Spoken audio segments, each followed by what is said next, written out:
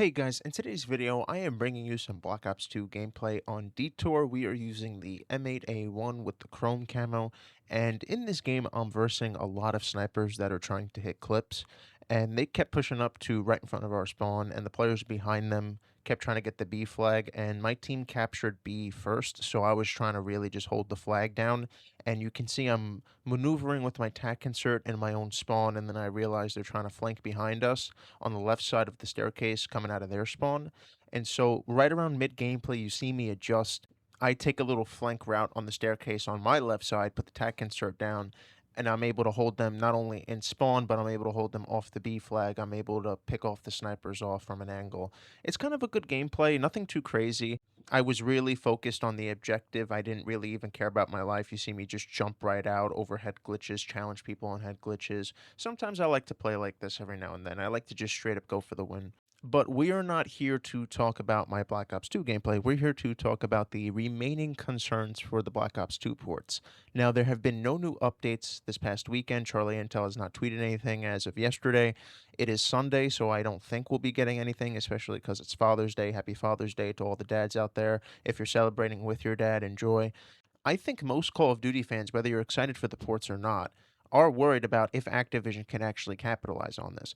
And the reason why this is a good thing is because, what is the definition of insanity, right? So, all of us who have been burned by Activision, especially in the last 7 years when it comes to this franchise, we have tempered our expectations. We are not expecting anything. We are just waiting for information to come out and we go from there. Now, before we get into the remaining concerns with the ports, let's just say the biggest obstacle has been cleared, right? We have gotten confirmation basically from Charlie Intel through Activision, I would assume, that the PS3 servers will be completely severed from the PS4 and the PS5 servers. PS5 will be able to play with PS4 via backwards compatibility, I would assume. I don't have a PlayStation, but I think that's how it works. Correct me if I'm wrong.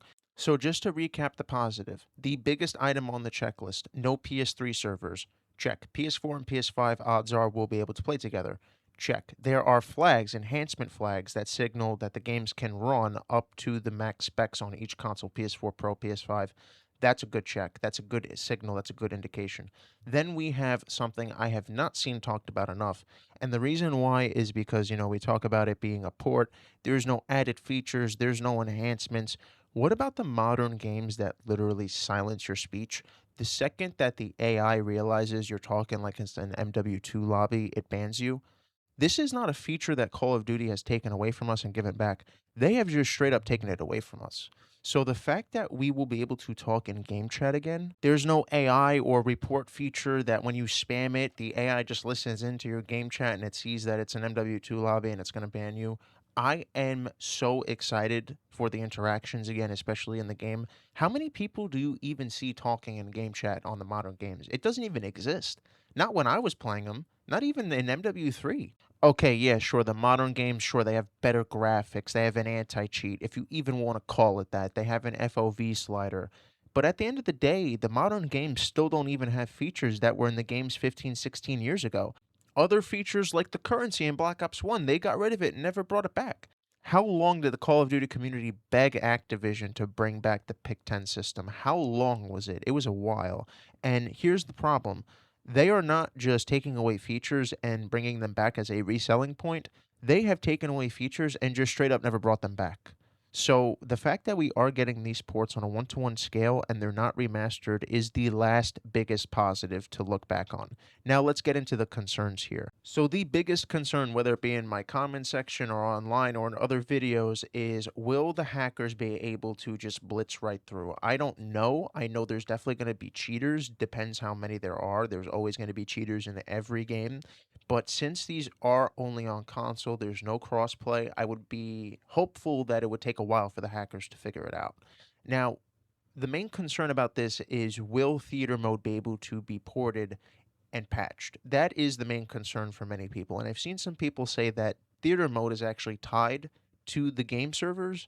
And the fact that PS3 servers have been confirmed basically by Charlie Intel to be cut off, I would assume that entails a fresh start to the theater mode because if the theater mode is tied to the game servers, I mean, common sense and logically speaking, I would assume that the theater mode would be wiped clean once it's ported over to the PS4 and the PS5 servers. It should be a clean slate. I don't know if that will be the case. Like I said, I'm not very well versed when it comes to coding and things like that. But one of the main concerns is how will they handle the theater mode? Now, the second concern is the actual PlayStation price tag because we've seen them lower the price on other platforms to $40. But if it's $40 for a hack to shit game, what's it going to be for clean servers? And, if all the DLC is included and all the DLC camos are free, what is that price tag going to look like on PlayStation? Is it going to be $50 each game? Is it going to be $70 each game? Are you going to put out, $60 each game and then a bundle $50 each for if you want to play two? I don't know how they're going to roll it out, but I've seen some people also concerned that they might split the player base, which is also something to be very concerned about because if the DLC is not included, that means the player base odds are will be split, matchmaking times will be longer. That is the second biggest concern going into the release of these ports. When the PlayStation release actually happens, what is that rollout going to look like? And I've seen a lot of people say that it's good if the DLC is included. That might give them justification to charge them a price that we don't want to pay. So I'm not sure if there's a win-win or if this is just a lose-lose situation. I'm not sure. This is because it's Activision at the end of the day. This is who we're dealing with. So, temper expectations. I see everybody draws a line at a different price point, which is fine. That's just a preference thing. There's no right or wrong answer to that. And the last concern might not seem that big of a concern, but I think for the majority of us it is. And I forgot who left this comment, but if you're watching this video, you know who you are. Someone said that Black Ops 2 without an emblem editor is like an angel without wings. Somebody needs to take this comment, put it on a plaque, and walk into Iron Galaxy and slap it on the wall because it could not be more true. This is something that we need back. We need this feature to return, and this is just another example of something that they've taken away from us and never given back for no reason. I mean, let everybody have fun. Why is everybody so politically correct when it comes to a fucking video game? This is where everybody goes to escape reality and have fun, and you can't let people just do an emblem? I mean, I don't get it. But judging from everything I've heard, I don't think that is something that they would disable if it is going to be a one-to-one port. I hope not. But if they actually take the time to go in and disable Emblem Editor without doing anything else for us, I would be pissed because it shows they could actually do stuff for us, but are just choosing not to.